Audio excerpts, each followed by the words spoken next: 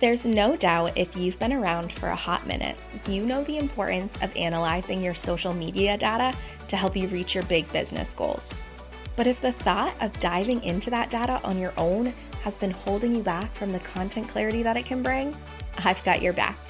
With my quarterly data analysis service, I'm here to be your data bestie right alongside of you, diving into your analytics and outlining a content plan so that you can take effective action. This way, you get all the benefits of having your eyes on your data to help make goals for the new year without having to take a course or wade through the numbers by yourself. It's time to tap into the magic of your social media data, and you don't even have to add anything to your plate to do it. Just hop on the waitlist right now in the show notes. I know your future self will thank you.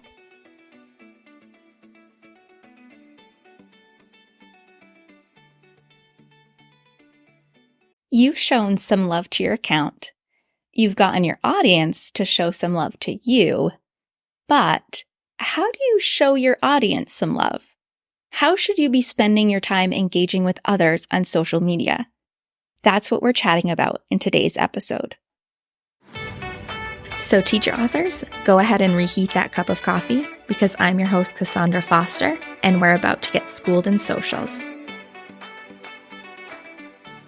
Welcome back to Schooled in Socials. Valentine's Day might be over, but we're still feeling the love around here with our Show the Love series this month.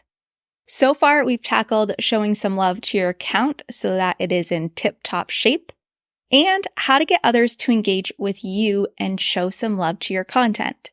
So of course, we have to chat about the opposite. How do you show your audience some love?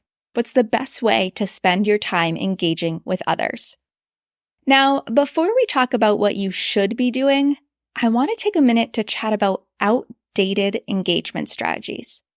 There used to be a time not that long ago, and especially on Instagram, where things like follow for follow, follow unfollow, engagement loops, and the infamous $1.80 strategy, which is the idea that you put your 2 cents in on 90 posts a day, were a thing. But those strategies are no longer effective. And I would argue that they weren't terribly effective to begin with. These strategies focused on using your engagement to gain as many followers as possible. And in a time pre-being able to add links to your stories, gaining a lot of followers quickly was the main objective of a lot of businesses so that they could take advantage of that lovely swipe up feature that unlocked at 10,000 followers. Do you guys even remember that? I feel like it feels so long ago, but it really wasn't that long ago, where only accounts that had 10K followers could put links in their stories. So for a time, people didn't see an issue doing things like follow, unfollow in the hopes that someone would follow them back, because they thought that they were engaging in a way that would help them be more successful on social media. However, Instagram shifted, like it does, and we all got the link sticker. And suddenly, a lot of people found themselves with a bunch of followers, but no engagement. So when we talk about engaging with others today, the focus isn't on gaining more followers. The focus is on nurturing and creating relationships with the community members you already have. That is a better use of your time than trying to find 90 posts by people who don't follow you, leaving a comment, and hoping they notice you. So, when it comes to engagement, the biggest thing you need to understand is that using social media is a two-way street. If you want people to engage and interact with you, you need to engage and interact with them. You need to be a voice participating in the conversation. So what does that look like? Well, it looks like you adding your 2 cents to topics that resonate with your target audience, but also resonate with you.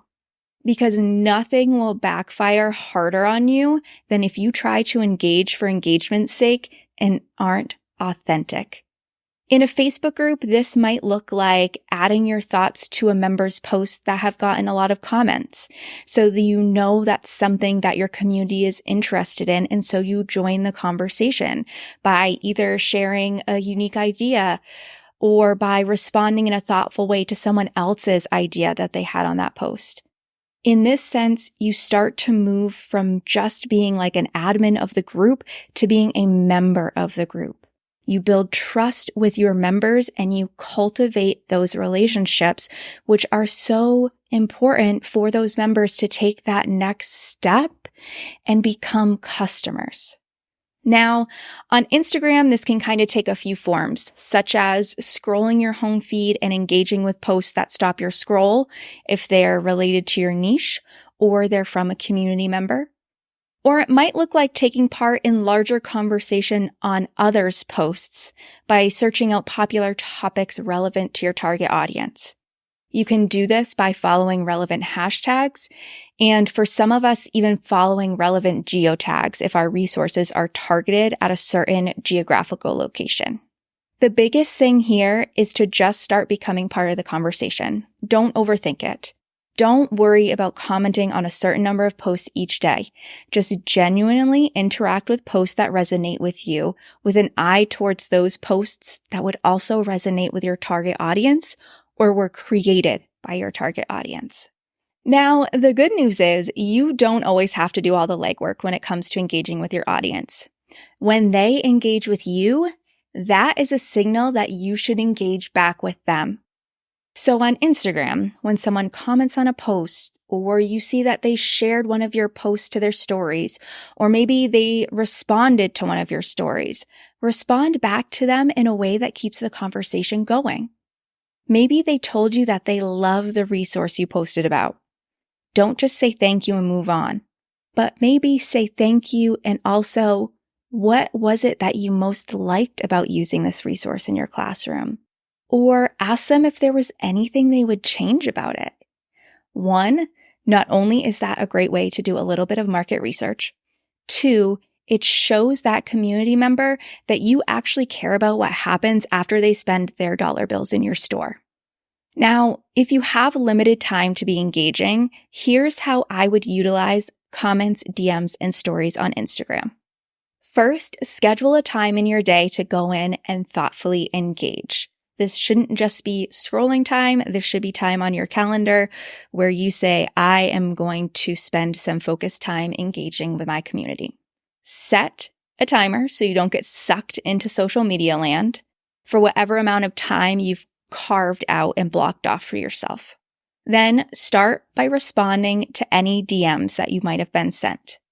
Having a conversation in the DMs is more intimate than a conversation in the comments of a post. So starting with your DMs allows you to spend your time really nurturing and creating strong bonds. And if you only have a tiny bit of time to be engaging, that's going to help you build those stronger relationships that you need and build that trust that you need. Then, if you still have time, you're going to head to your posts and respond to any comments that have been left. Again, think about how you can keep the conversation going.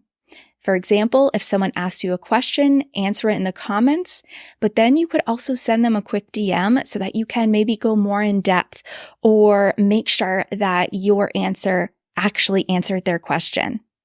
If there is still more time after that, I would head to stories and respond to anyone who interacted with engagement stickers in your stories, reshare and respond to anyone who shared something of yours to their stories, and finally, watch and respond to other stories when it feels authentic.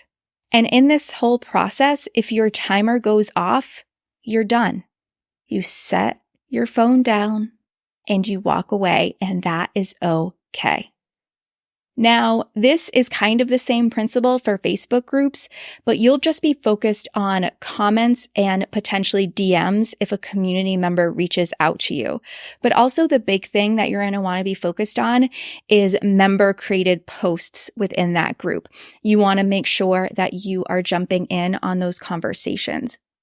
So if you only have a short amount of time and you have a Facebook group that has a lot of members in it, so there are a lot of new member generated posts when you go in to engage, Try to find those ones that either one, have a lot of engagement from people, so it's something that people are interested in talking about, interested in having a conversation about, or on the opposite end, pick one that no one has answered, because this is something that maybe your target audience is struggling with and they don't know the answer for that person. And it's a chance for you to help that person and kind of show your authority to build that trust. So I want you to forget about those outdated engagement strategies of the past. We aren't gunning for 10K followers anymore.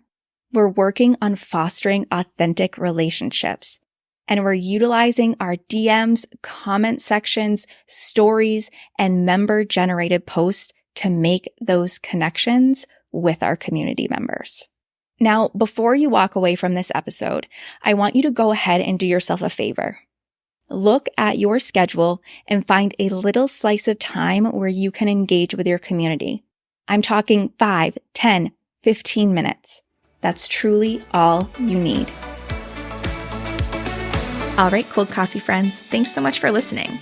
If you're loving getting schooled in socials, make sure to subscribe so you don't miss an episode. Also, I would love it if you left a review so that other teacher authors like you can start getting schooled in socials too. All right, I'll see you in the next episode.